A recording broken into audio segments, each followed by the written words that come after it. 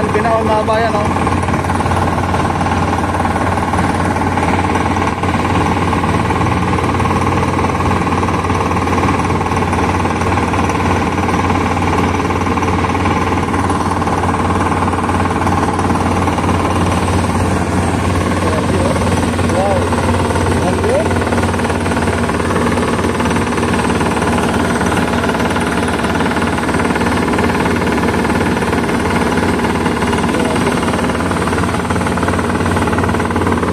Yung ano mga bayan, mismong sweet mile, oh.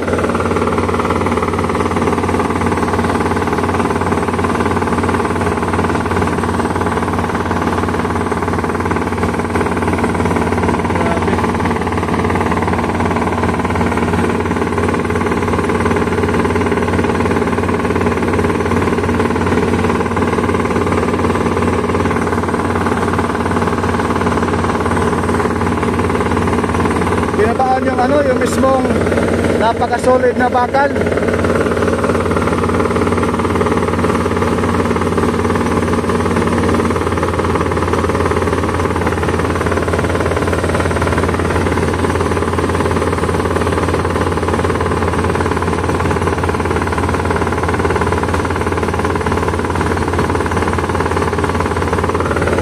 $18 grabe.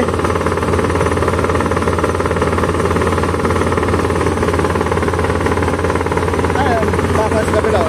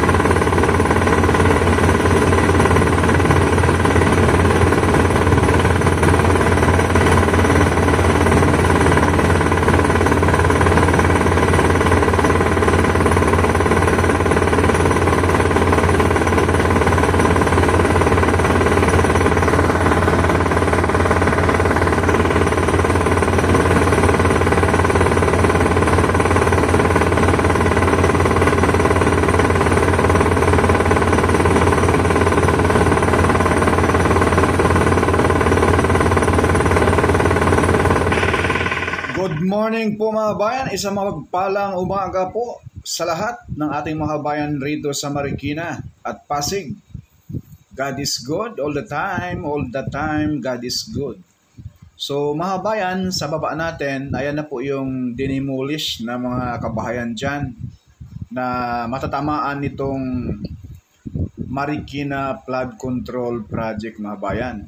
Dahil base po sa ating na interview na taga rito mga bayan sa mismong Santulan. So yung portion na ito mga bayan ay lubog po ito sa baha hanggang second floor ng kanilang tahanan, no?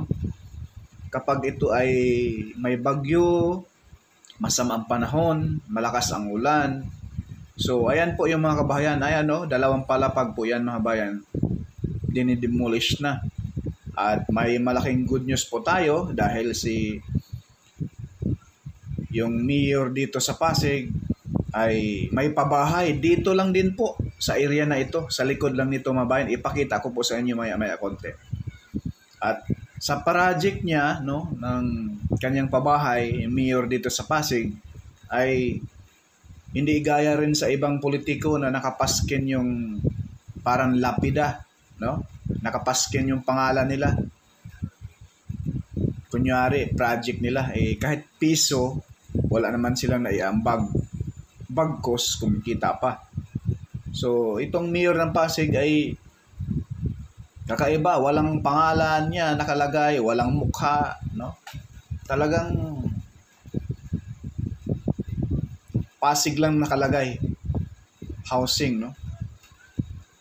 So, ayan po, yung mga kabahayan dyan, was out na yan.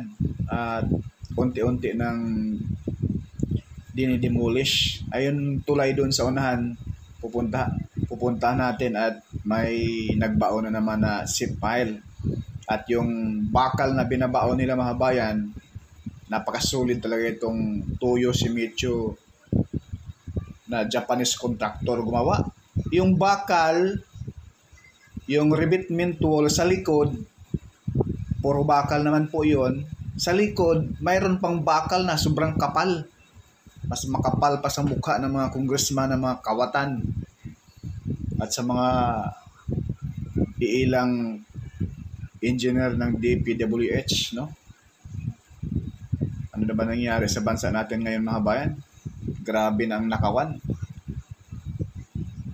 Ano kaya ang solusyon nito, no? Wala nang takot yung mga politiko na magnakaw ng pera, ng pinaghihirapan ng mga mahihirap na sambayan ng Pilipino. Mayaman sana ang Pilipino. Kaso ang yumaman, yung mga iilang politiko na sobrang sakim sa pera, sa kapangyarihan. So, ang kawawa tayong mga mamamayang Pilipino. Yung mga politiko na yan, mga bayan, ay may mga house and lot na yan sa iba yung dagat, no?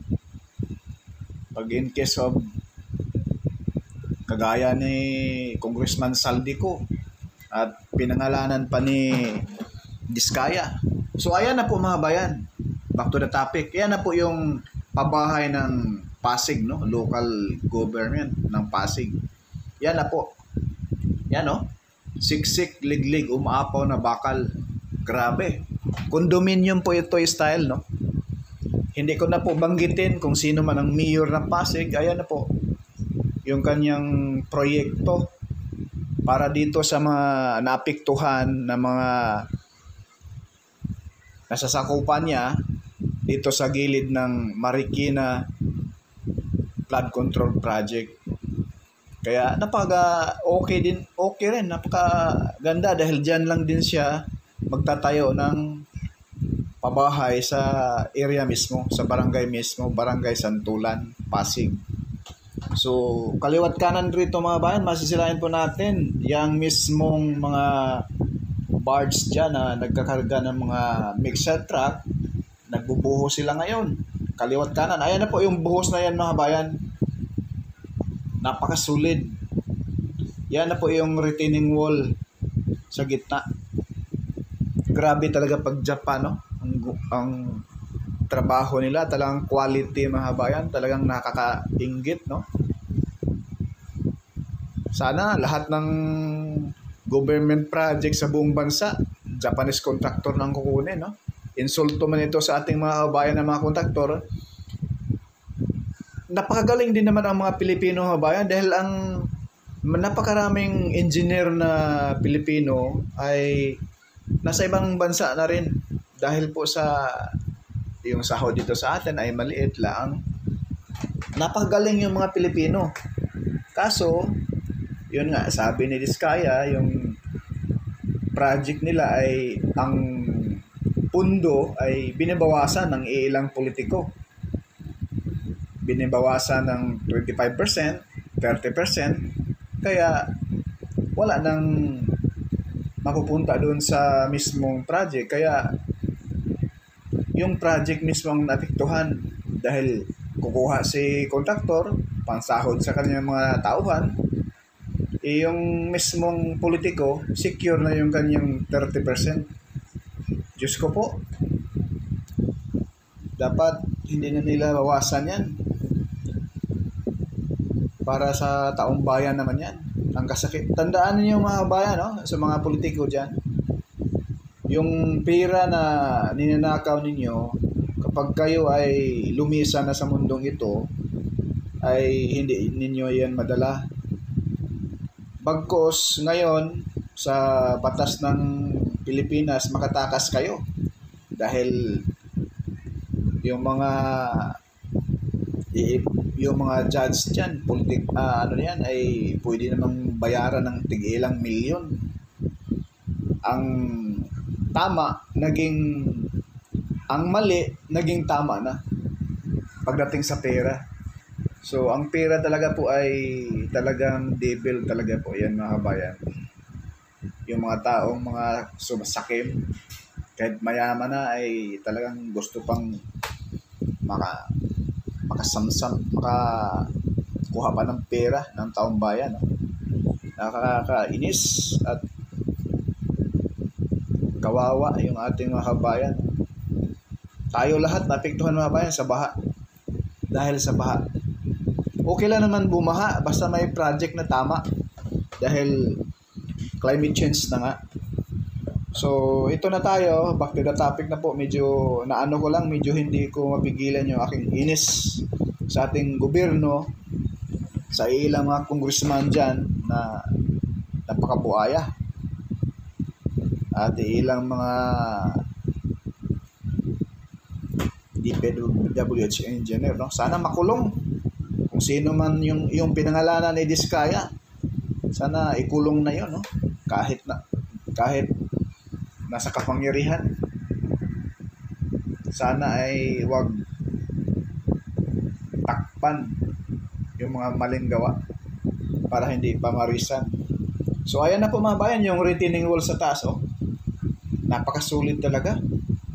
Sobrang mga bayan. Oh, kita nyo naman. Sa portion po ito mga kabayan ng Santolan, Pasig. So may mga update rin po tayo doon sa portion ng Eastwood, no? Marikina, Pasig River, improvement po ito mga bayan. So may nagsabi sa atin na ito daw ang project na ito ay donation ng Japan, government ng Japan. Napaka-generous naman itong Japanese government, no? Kaya maraming salamat po.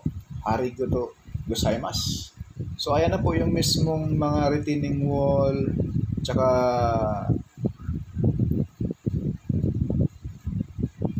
pigment wall. Ayan na po sa baba. Napakasulit talaga ang gawa. So dito sa portion na ito, lipat tayo rito. Doon tayo galing kagainin na sa kabilang side mga bayan. Grabe, yung kahit medyo masamang panahon, medyo makulimlim, tuloy-tuloy. Kaliwat kanan yung gawa rito mga kabayan. So ito na yung karugtong doon sa dinimolish, no? Papunta rito sa mismong Eastwood, dito sa tulay. Narito tayo ngayon sa tulay mga kabayan.